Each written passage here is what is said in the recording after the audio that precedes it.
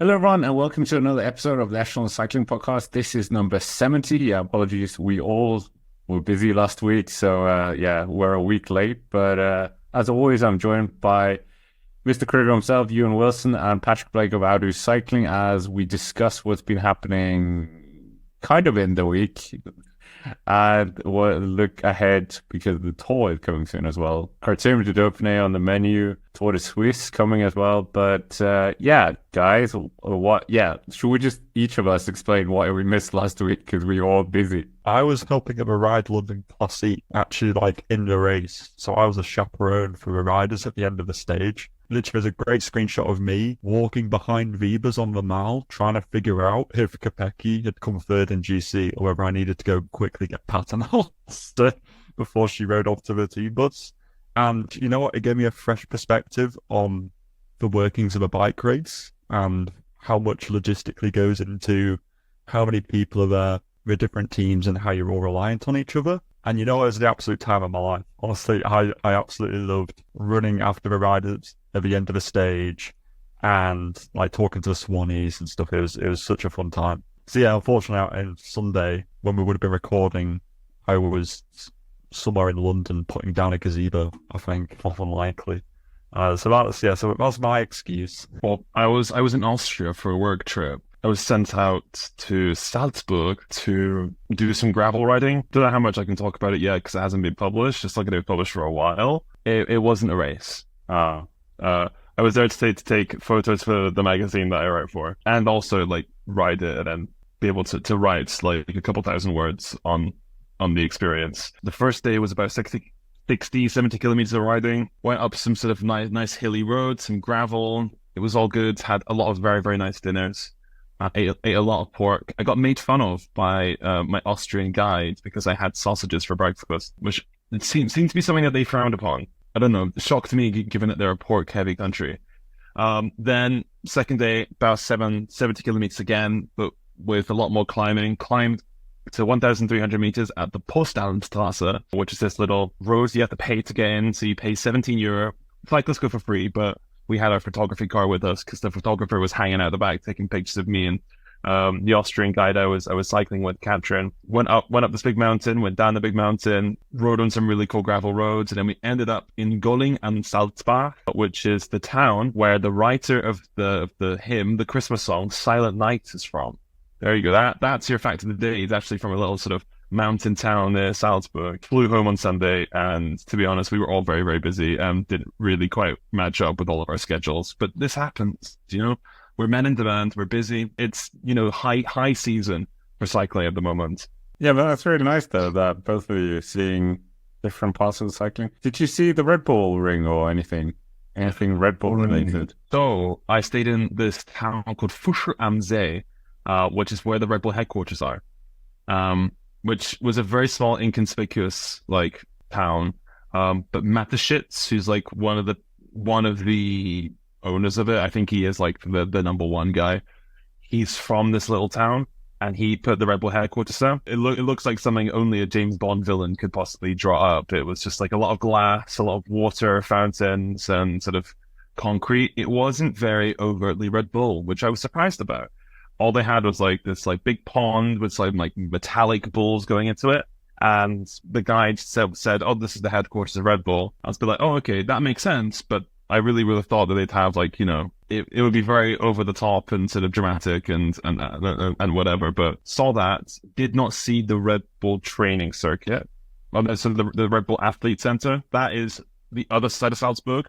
But at Salzburg Airport, what they have, which is really cool, is you can go to this place called Hangar 7. And in Hangar 7, they have memorabilia from all of their sports stuff. So they have like they have an F1 car. They have like Felix Baumgartner suit. That was the guy who jumped from outer space. And they have just a bunch of sort of Red Bull kind of memorabilia. So that was really cool. But we do have an election coming. That's happened since the last pod. We do, yeah. Oh, good old Rishi. We can always count a political angle in this. I am a political science graduate, you know. Every now and then I have to remind the audience of that £21,000 I paid for my world-leading tuition that I don't really use day to day. It wasn't Rishi in the same circles as Wout van Aert, so we could bring him back to cycling. Yeah, so I mean, we spoke about this before, and someone called me a centrist turd for bringing it up. But yeah, Rishi Sunak's whatever it's called, the head of comm strategy guy. He is a really big fan of Wout van Aert. He's really into cycling, so that is the link somewhere. There must be another cycling link somewhere as well. I mean, the war on motorists. The Conservative Party hate cyclists. I'm surprised there isn't a more obvious tie to cycling. You'd think there would be. And they said that they needed to like work as a team as well as like Visma Lease Bike or whatever did, or I don't know. Build kind of all the time. Yeah, that was like the Financial Times article was talking about how like Wout van Aert was like this great domestique for the leaders, and how this strategist, this Australian guy, was going to be a great domestique for Rishi Sunak. It was quite a tenuous metaphor. Well, essentially, it's a simile. Surely, if someone else can come up with a cool link, apart from the fact that Sonny Colbrelli almost ran for the fairly radical populist right-wing party in Italy, we would welcome any and all political comments and links into the world of professional cycling. Wout van Aert, I'm trying to link it back to cycling. Well, I could link it because I'm annoyed with Wout van Aert. So where I was with the Visma Lease Bike team at the Giro d'Italia, and Wout van Aert was supposed to be there. He wasn't there. Half the team was wiped out as well. But he was fit enough to go to the Tour of Norway. He did get spanked by Axel Laurent of France. Yeah, literally. The whole, like, I don't know, Jonas and Wout come back for the Tour de France. I'm just not... It makes me less convinced about that, although apparently Jonas is at altitude or something like that, and I don't think you can ever really write Jonas off. In Tignes, apparently. Yeah. With his awful new tattoo. He's got a tattoo. Wow. He has a butterfly like there. I'm not gonna lie, I'm not a fan. I don't know why it's butterflies. Probably knowing him, a reference to like his daughter or his wife or something. I mean, he's trying to get some edge. At Matt Shin, who's like the head guy at UAE Team Emirates, we're actually talking about the podcast. It said that this week in an interview that Jonas Vingegaard will remain the favorite for the Tour de France. One thing I'm finding really interesting that I've seen a lot of discourse about on Twitter, or the app formerly known as Twitter, is sort of people sort of building up an underdog narrative coming into the Tour de France, saying that like their leader is the underdog for XYZ reason. Pogacar's done the Giro, so he's tired. That's the underdog story there. Vingegaard is coming from this big injury. That's his underdog story. Remco as well coming back, never done the Tour de France. That's his underdog narrative. I don't know what kind of underdog narrative Roglic has. He is racing once again. Yeah, I guess. But you aren't even...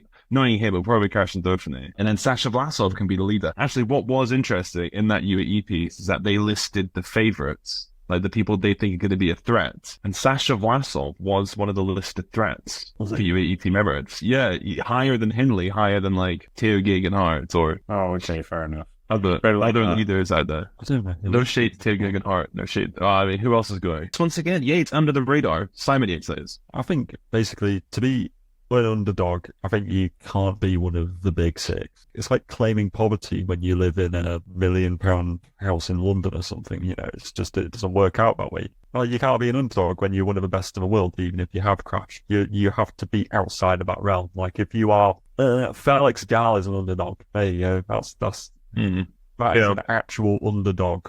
You know, people. I don't believe this whole Poggy's an underdog thing because he's done the Giro. If anything, that makes him like I don't know what the opposite is, an overdog, because he won by 10 minutes. Almost 10 minutes. Was it was it not 9 minutes 56 or 57? It was really, really close in the end. But he was so close to winning by 10 minutes. What did you make of that Giro? Because he did not look tired on the Monte Grappa. He absolutely demolished that. Apparently the Sheikh was there as well on the penultimate stage, so that was why he also wanted to win or whatever. And then 6 stage wins, the Masters jersey, everything just absolutely annihilating the field. I don't think we've had a Grand Tour where we've known how it's going to go pretty much exactly from the start, you know.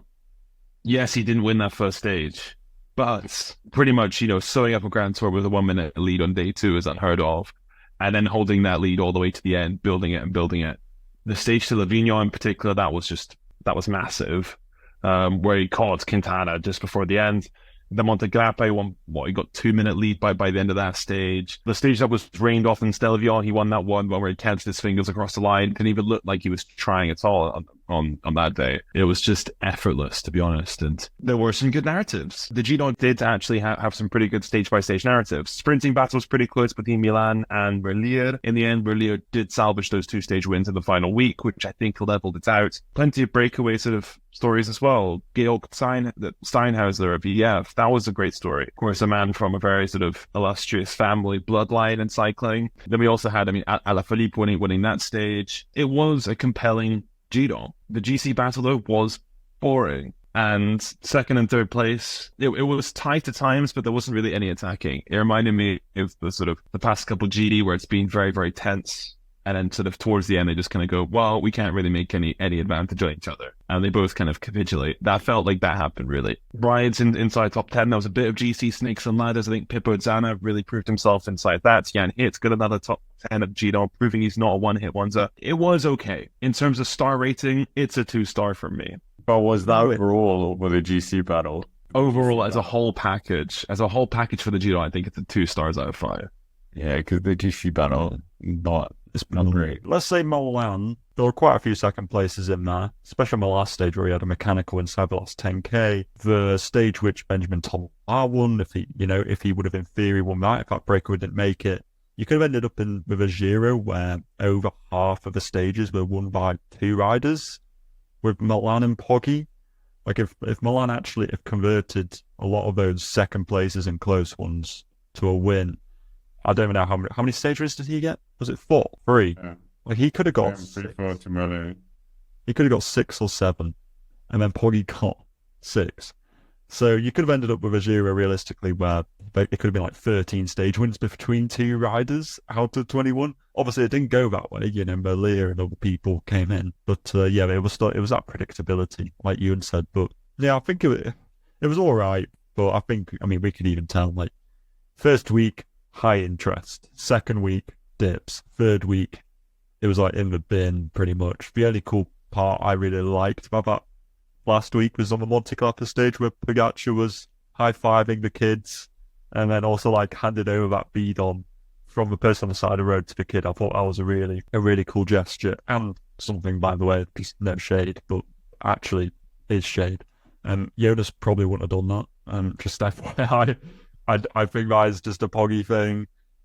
Come at me in the comment section, but I feel like Jonas wouldn't have done that. I agree with you, Patrick. I feel like Vingegaard probably would not be allowed to do that. Actually, no, that's a lie. Pascal Einkorn had that thing with the... Oh, I can't really phrase it that way. He helped that child a couple of years back at the Tour. The point was Jonas. Same team, though. Same team. But yeah, but I don't know if Jonas would have done that, to be honest. But Poggi he's Poggi. I think it really has showed some character development and also sort of strength of character. He gave his jersey to Pellizzati after stage 16. A bit demoralizing, you beat someone and here's the jersey I wore when I beat you. Did you see the picture going around that Pellizzati had met Pogacar when he was younger as a fan, and then he gets it? So that was like, wow. Yeah, it's cool. It's cool. Pellizzari's still so young.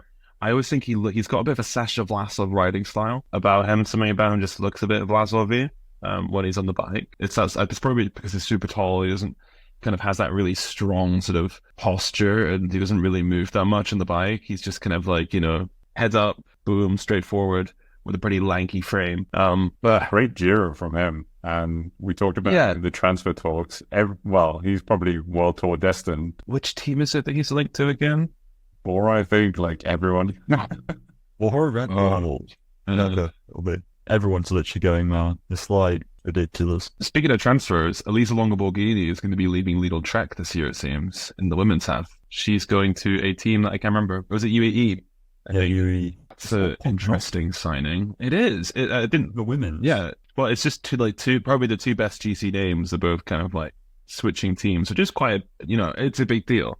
What that'll mean for the years to come, we don't know. Does that mean SD Works now just have 0 GC responsibilities? What will Lidl Trek do?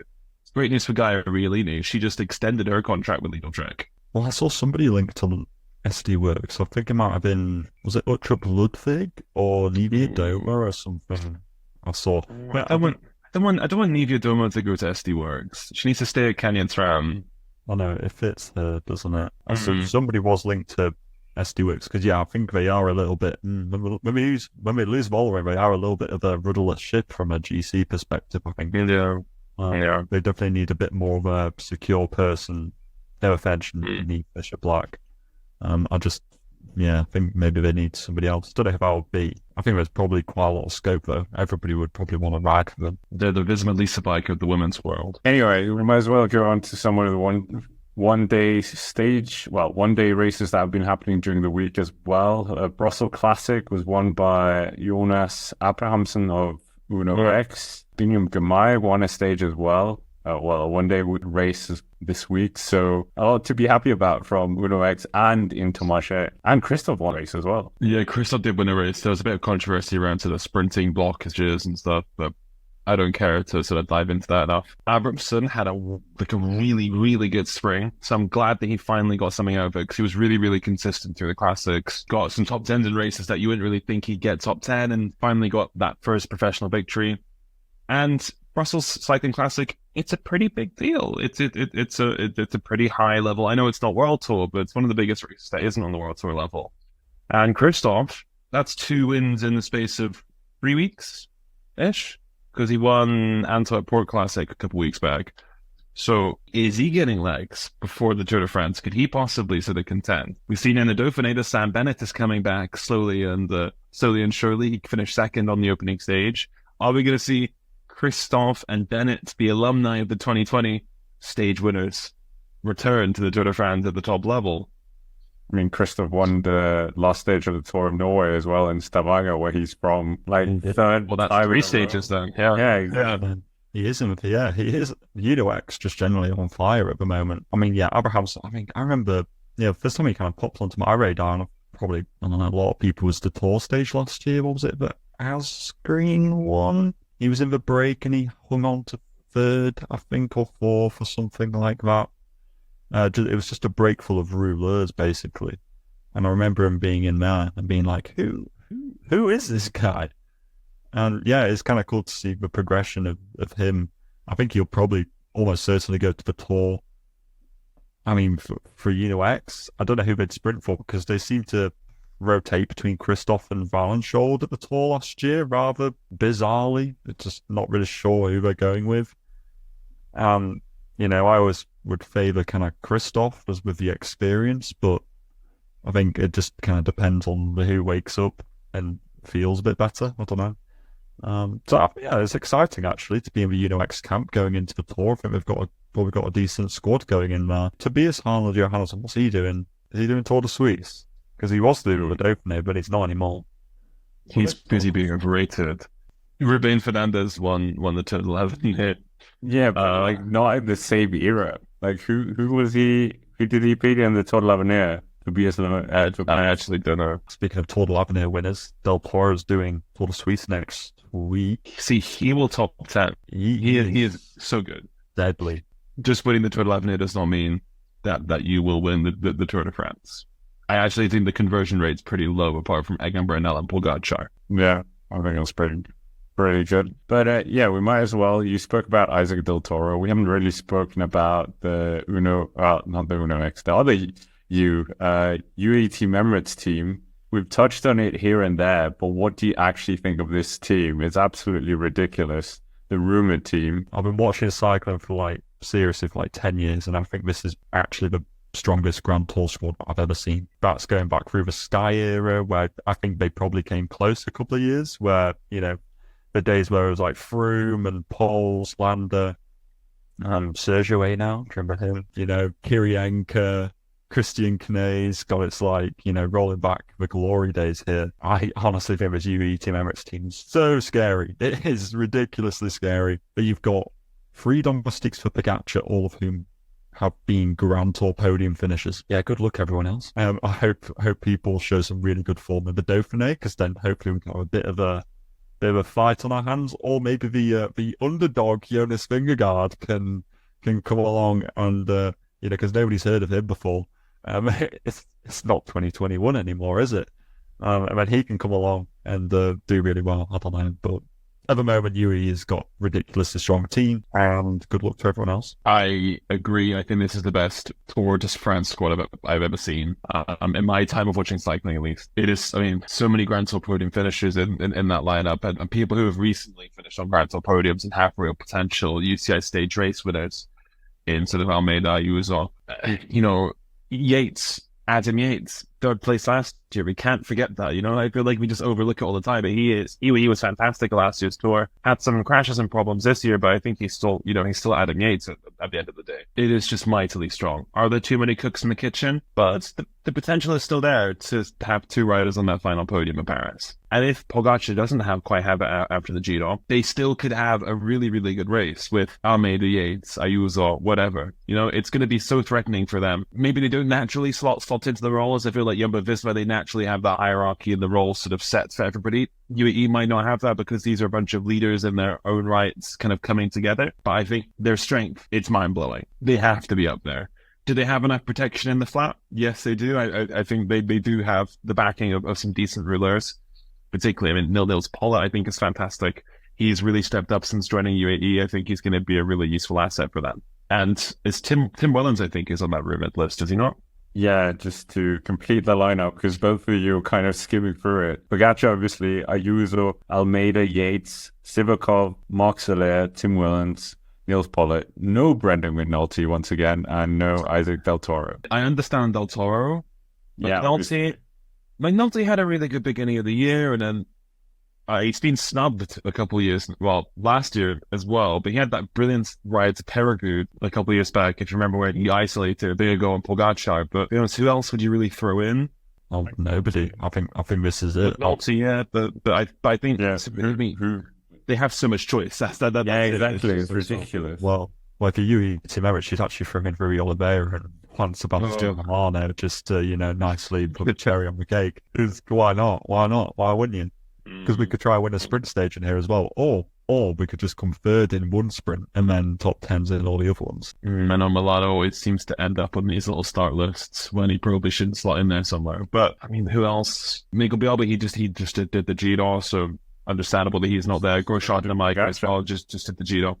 Yeah, but, the whole point is that he's doing both. I think most riders can't do both and be at the top level of both, particularly in this era. I'm intrigued to see how Sivakov's going to go. He's a bit hit or miss, but when he's good, he is really, really strong. I think we've seen that in the Giro in 2022. He was really strong there. And if he's up to it, I would be favourable. He won a stage of the Giro d'Abruzzo recently as well. So since moving to that squad, he does have legs. And I'm hoping that he can sort of rise to the occasion rather. Tim Wellens as well. He hasn't ridden the Tour de France in a couple of years. He usually struggles with allergies in the Tour de France. I'm a little bit worried where he's going to be because he hasn't done this since 2019. I don't think. And it's this summer slot where is he going to be okay? Is he going to be well enough to really anchor that team? But he is a really strong asset for UAE Team Emirates. We've seen that since he moved to this squad a couple of years back. Him and Pogacar link up really, really well. The team harmony looks good. They're the ones who aren't Pogacar were at a training camp over the past couple of weeks, preparing for the Tour de France. They probably got that team harmony built up. Some of these guys probably had never ridden together. Ayuso and Sivakov probably have never met before in a non-racing scenario, So it's good that these guys can meet up before the races, because I think we forget with a lot of the pros, just the way their scheduling comes around, they've never actually ridden together in a race situation. So it's good to kind of build that connection beforehand. And I think UAE are doing that. Of course, you have Visma as well. They've got a really bullish team. I think Matteo Jorgensen's going to be a real sort of thorn in UAE side. Yeah, nothing compares. Compared to, but then sort of like that kind of versatile rider that can kind of go into breakaways and stuff. I don't think we're going to see Almeida in a breakaway. When have we ever seen Almeida in a breakaway? I think we're just going to see. Don't think about it, Patrick. Just go with the comment. No. I genuinely can't think of one. Jorgensen's the kind of guy who could go in a break, and people would let him go in that break. He's not strong enough to win the race overall and finish in the podium. No offense to him. I know he won Paris-Nice, but this is a Grand Tour. But he could be just that little sort of complicated sort of thorn in their side who could hang on in the breakaway and then work for the leaders. And also, we're forgetting now that Wout van Aert is out of the Giro picture. He's going to the Tour de France now still. Yeah, I like the idea of, I think Jorgensen could definitely be top 10 in this race. But I am interested to see how UAE, like, they could wreak havoc in this race if they decide just to go a little bit crazy and say, you know what we're going to do on a mountain? We're just not just going to drill a train of riders. We're actually just going to attack with a Yuzo from the bottom and just see who chases him, or with Adam Yates, and everyone's just like, this is unorthodox and we have no idea what to do, when everybody looks at each other. Like, you could just end up with individual riders getting a random like minute and a half just because they're not going to conform to a regular style of riding where you just launch Pogacar at the end. Because Pogacar's so good anyway, he could just drop people at the end no matter what. One thing I'm intrigued about, are UAE going to try to sort of utilize the weakened Vingegaard, who hasn't ridden into sort of racing shape? He's kind of going to ride into this race and probably be at his normal level in the final week. That first week, it's a bit of a voyage of discovery because he's not racing before the Tour de France. Are we going to see UAE really try to go for it on the Galibier stage, I think stage 5 or 6, on the first stage and the second stage where there's a bunch of hills in the profile? Are we going to see UAE really try to sort of test Vingegaard? Poggy needs to just, I think, probably try to gain as much time as possible because he knows that final week Vingegaard can really hit at him, and there are a couple stages in that final week that I think Pogacar will struggle on in comparison to Vingegaard, particularly stage 18 and 19 in the sort of Maritime Alps. Those stages, I think, Pogacar could lose maybe a minute or two to Vingegaard. So if he tries to gain time early on, that, I think, subsides what could happen later in the race. Also, as well, the time trial in the first week will probably benefit Pogacar as well, because Vingegaard's coming back from that injury, and Pogacar usually goes very well in opening week time trials, better than the final couple days time trials. And that final day time trial is not flat at all. So the circumstances are benefiting Pogacar for the time being. The minutes you earn in the first week are worth exactly the same as the minutes you earn in the mountains at the end. So I think that, yeah, to be properly efficient, I think they just need to, with Pogacar mainly, get that time early on. Those first 2 stages on the Galibier stage, really put the knife in and twist it. No remorse.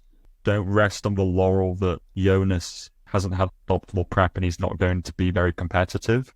I think that is a very dangerous mindset to take into the race from the 2-time champion from the last 2 editions.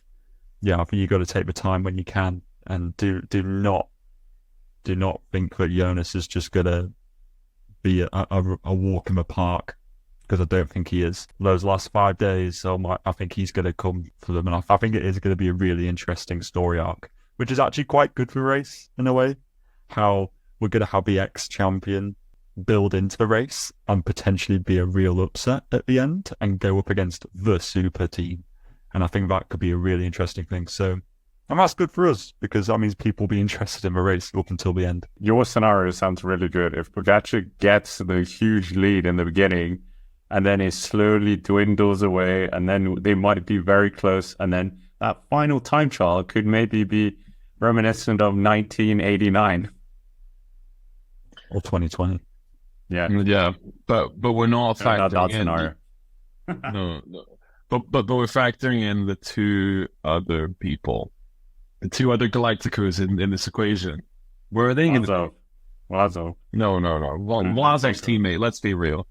I'm still grieving his Talia abandonment. Oh yeah, that was. Do we know what was wrong with Lutsenko, by the way? Because he just vanished. He did. I know he was looking good for that Lutsenko zone of about 7th to 11th place in GC, but then just absolutely vanished in the GC. But the point here is, where's Roglic and Evenepoel going to be? We'll only know about the end of this week for Dauphine. Yeah, true. Dauphine is tough as well.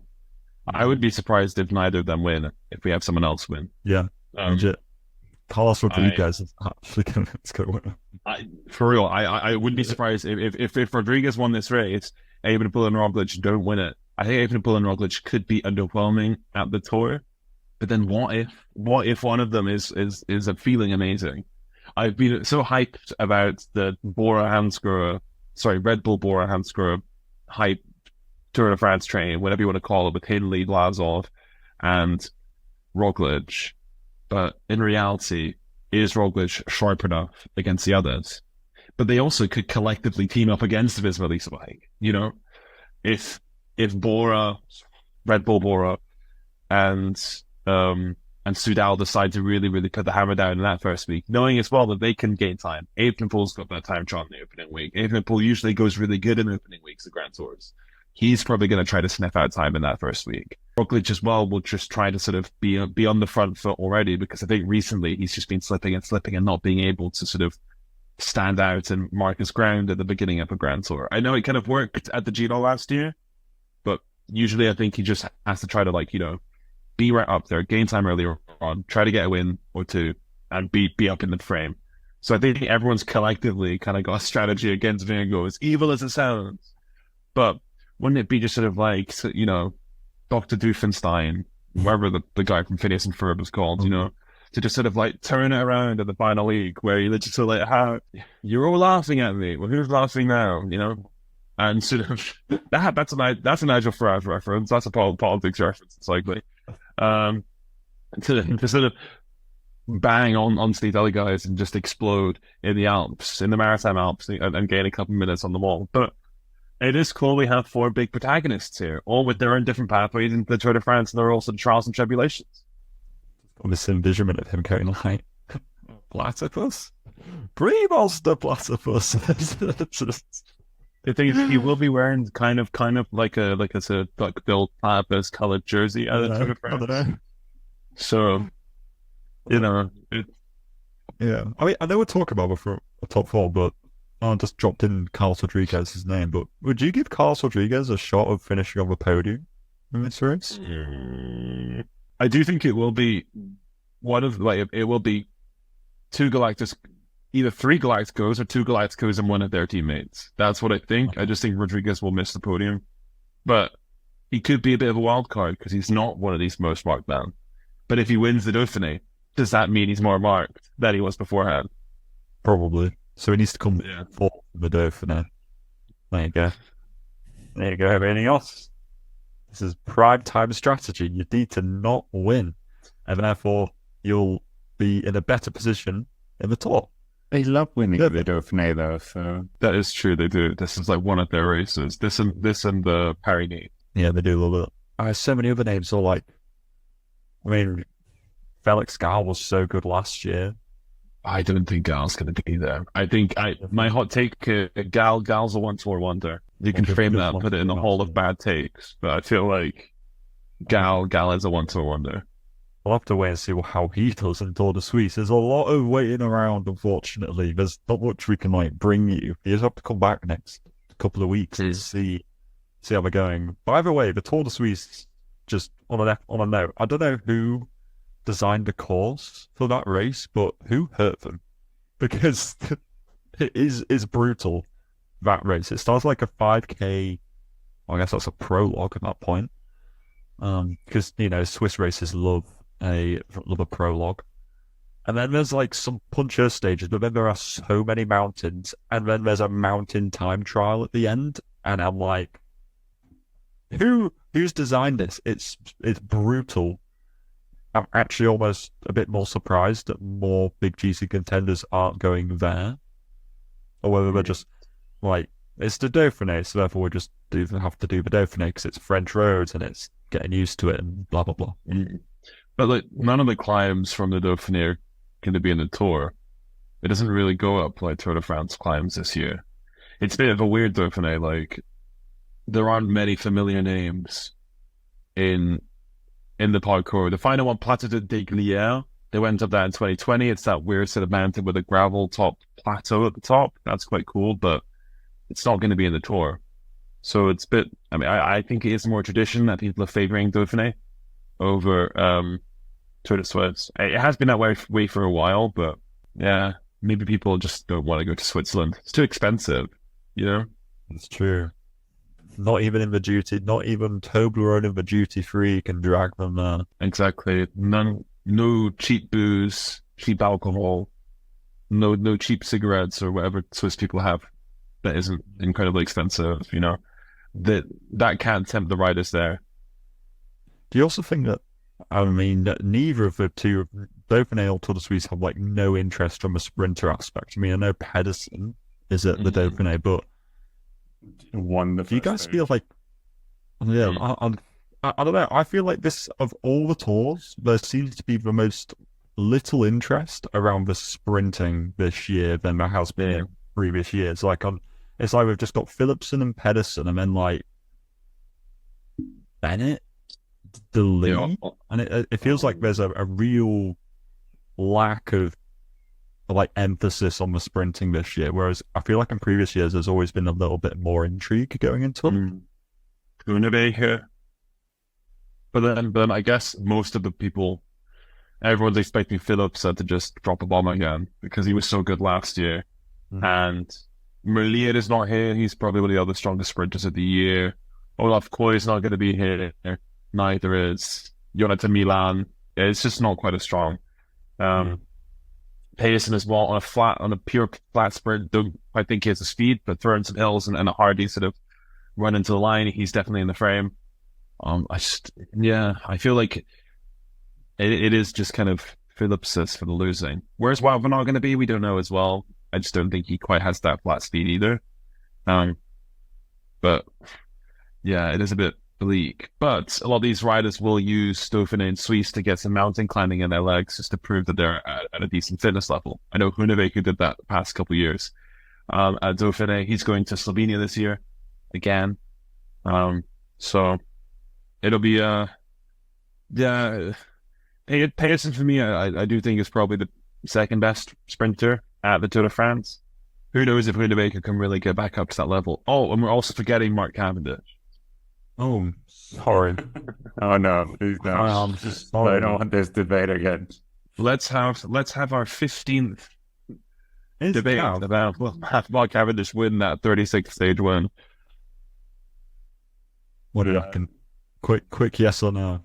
He's actually looking quite good, to be fair. I will give him credit where credit is due. But wasn't there something about Astana that they're worried now because when Cavendish retires, they have a huge hole in the, well, might not be World Tour budget next year. We'll get on to the World Tour rankings, but yeah. I think they have some sponsorship issues at the moment that they're trying to sort of smooth out about where the money is coming from. I mean, it's a pretty strange team in terms of its structure because it's that Astana, Kazakhstan kind of thing. And so it's kind of like partly state influenced, just local funding. So that makes it quite difficult. But when Cavendish leaves, I mean, will Milko probably retire? Yeah. They're going to have to find some new talent because that team is pretty bare otherwise. I mean, sorry, Lutsenko. Lutsenko, you're my guy. Christian Scanoni can't hold down this project for the next 5 years. They need to bring in some new talent. They need to bring in sort of a better sort of, structure and identity to what their goals want to be. I think they're actually doing pretty well in sprinting. If they bring in a decent level sprinter who doesn't have a contract for next year, that could be quite a fun little project for them. Well, if maybe Tobias, whatever his name is, Tobias Lund, if he wanted his name is. Sorry, I forgot his name. Excuse me. If Tobias Lund Andreasen wanted a new home, it could be really cool to see him at Astana Kazakhstan. Oh, that's all I'm saying. Could be, because DSM suck. Well, so it's kind of a little bit. They sucked in the sprints at the Giro. I will give them that. They were poo. But Jacobsen crashed. Guys, be fair. The stages he didn't crash, he still underwhelming. Yeah, that is true. That is true. Anyway, World Tour rankings. We might as well get on to that. Who's leading? Oh, shock horror, UAE. They probably won. They could just stop now. They don't need to do anything more. They've already won this already. I mean, that is a huge lead. Yeah, sorry. UAE with almost double the amount of second place. That is the bananas. Well, oh, Jesus. The calf one, man, isn't it? Yeah, they're still hanging on there. Teams in trouble in terms of the World Tour. Astana, yeah, desperately after that Giro d'Italia. We were saying that Lutsenko was their last hope, but then it turned into Fortunato was their last hope, but he slowly slipped out of that 10th place spot and then ended 12th. So they didn't really reap too much out of that. They're currently below Tudor Pro Cycling, who were also at the Giro, Uno X Mobility, who weren't at the Giro, and even Israel Premier Tech and Lots of Destiny, who are the two cheap cards still in this ranking in terms of the Pro Continental teams. A lot of Destiny in 9th. If they were 9th last year as well, they're almost definitely safe at this point. Lot of Destiny as well, another team with sponsorship problems. Really? Their Destiny is pulling out, Sure. as is one of their minor ones. I can't remember what it is, but it's one of their like fairly reasonably sized sponsors on their jersey. They're also pulling out. And I think a lot of their riders are actually considering moves this year. I should be able to remember this, but I can't. But it was quite a few of their pretty good riders are expected to leave at the end of this year. Also down 5 places. Visenov from last year, they're at 7th, as is Soudal Quickstep. They're at 8th, down 5 from last year. They'll probably bump up for the Tour de France. Also towards, not doing well, Movistar, Intermarché, Cofidis, shock horror. But Decathlon in 2nd place, that is incredibly good. And Little Trek have been really good this year so far. And I think 4th place in the ranking so far this year is really well deserved. The interesting thing for me is that, the 2 teams who are looking to, because there's 2 teams to go up, isn't it? Yes, yeah. So it's Israel Premier Tech and Lot of Destiny, or whatever they will be. Once Destiny drop out, because UNOX, despite having a good week, are still 1,300-ish points, if not a bit more, behind Israel Premier Tech. And let's face it, Israel Premier Tech and Lot of Destiny are the pure point farming 1.1 send the league because he's gonna win guaranteed kind of teams. It's not going to be easy for UNOX to top one of those. So it looks like Israel Premier Tech and Lotto Destiny are almost guaranteed to be moving up. It's just more the question of who goes down. And yeah, it's Astana and Cofidis really the main candidates. I think there is a bit of a sort of structural problem here, is that Lotto Destiny and Israel Premier Tech, because they were World Tour, had World Tour rosters and budgets last year. Yeah. So obviously they were going to perform better than most pro continental teams because they don't have the budget, they don't have the roster. So in terms of punching above their weight, UNOX have done well, but it's just not enough. That structural synapse chasm is still there, and that will probably continue when teams go down and they have that legacy of being a World Tour team, and that will just mean that we're in a constant loop of teams going up and down, like Leicester City in the Premier League or Sheffield United. I was going to say Premier League, yeah. Yeah, it's the constant yo-yo team. Southampton is another one as well in the Premier League. They just go up and down because their teams are too big for the ranking that they're in, but they're a little bit too small for the ranking that, they're just not strong enough to hang on in the ranking that they should be in, Yeah, Israel Premier Tech and Lot of Destiny as well. It's on a 3-year rolling tally, and their tallies from last year are strong enough to keep them on, and they haven't really... Israel Premier Tech have actually gained a couple places since last year, so it's just going to be too much for any team to overcome that, to be honest. And I think hopefully in the years to come there is a bit of a structural change to make sure that it isn't just we don't have these yo-yo teams like we have in sort of division level football where it's the same ones going up and down, up and down, up and down. But then what can you do to stop that? Do you have a pro continental roster limit where they're only allowed a certain amount of riders?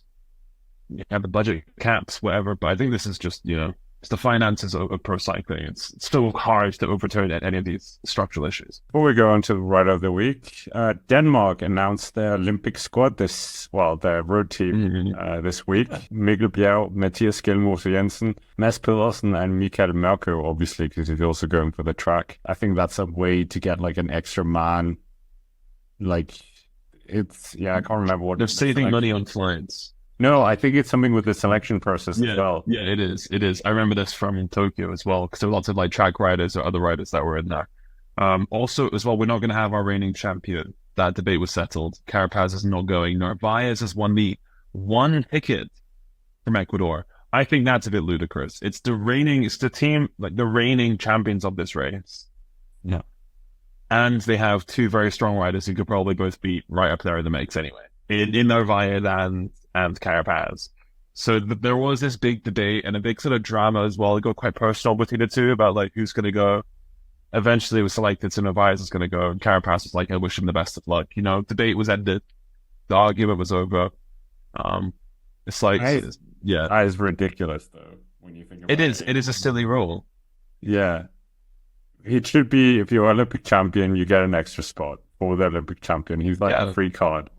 Happened in World Champs. Doesn't reigning World Champ team get an extra rider? I swear Belgium's had like probably they get you get like 9 riders rather than 8.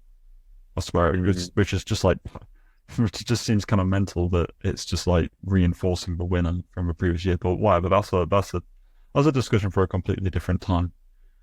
I don't know. I'm not really sure what I make of this whole 4-man rosters. To be honest, I just don't know how the race is going to pan out. I feel like it's going to be a bit dead. It's just going to be super cagey, hey?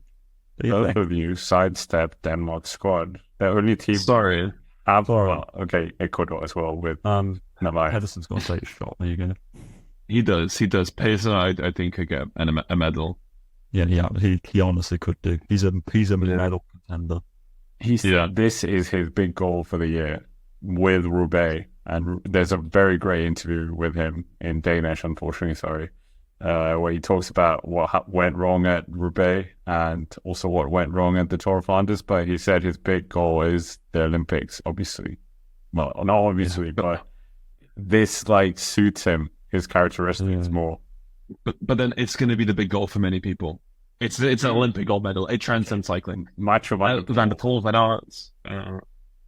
That's yeah, but then they both beat him at the World Championships in Glasgow not long ago. That's true. On a fairly similar course.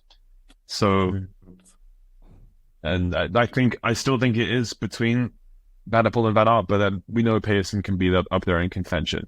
And if it's a shite day for weather, it probably won't be. It's July in Paris. But well, speaking of that, it's terrible weather right now in France. So okay, but it's true. But yeah, exactly. We have just under 2 months until the Olympic road race. What will be interesting is the Olympic time trial. I think that one's also going to be quite fascinating to see how that goes. But the road race as well, we have the extra caveat of no race radios. Which with 4-man teams as well, you know, it's like it's going to be a bit like wacky races. It's like how do they make this race more difficult? Yeah, only 4-man teams for the strongest nations, and then take away the radios. Why not? Let's have them like do cartwheels off the bike. You can't win unless you do mental arithmetic or some, you know, you do a spelling bee. It seems kind of silly that, you know, this is like one of the. I mean, the Olympics is the biggest sporting event in the world. Maybe not in terms of cycling, that's Tour de France, but like the fact that they don't have radios in this event, I understand that the Olympics is founded on being an amateur sporting event, but come on, be real, it's 2024. We have this technology. They use it every other race day of the year. Let them have radios.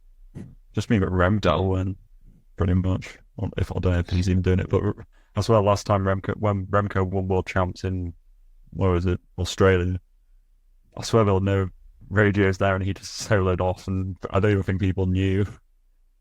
He's quite. I know he's quite a. You know, he's not the tallest of people, but you can still see him attacking. Like, you know, he's fairly visible. Yeah, I don't know. No race radios. We've seen it time and time again, and I don't think it ever makes the racing better. I think if anything, it makes people overly cautious because they don't know what's going on and they don't want to commit energy towards a goal which they don't even know if it exists. It's like, do you know if there's somebody up the road? No, I don't. And then it's like, well, that person's just actually riding away because you got false information. So, and just safety aspect as well, right? It's crashing. Yeah, and like if something goes wrong as well with like front wheels or like like mechanical, I think it really makes it. You know, it's one of those races where luck plays into it more than it should, and we also have a cobbled route as well with some cobbles through Montmartre that could be susceptible for technical problems. And then what if Payson has a puncture at a really important point and he can't tell his teammates, though, can I mingle the out? Can I take your bike? That can't happen because he can't talk to him, you know? So it will be very, very cagey. I think riders will be very conservative and pragmatic. Anyway, rider of the week. Does this include the Giro? Yeah, I guess. Yeah, why not? Rider of... Since last we did an episode. In that case, I'll jump in first. Danny Martinez is my rider of the week because he played a good Giro. He outdid his former teammates of Geraint Thomas.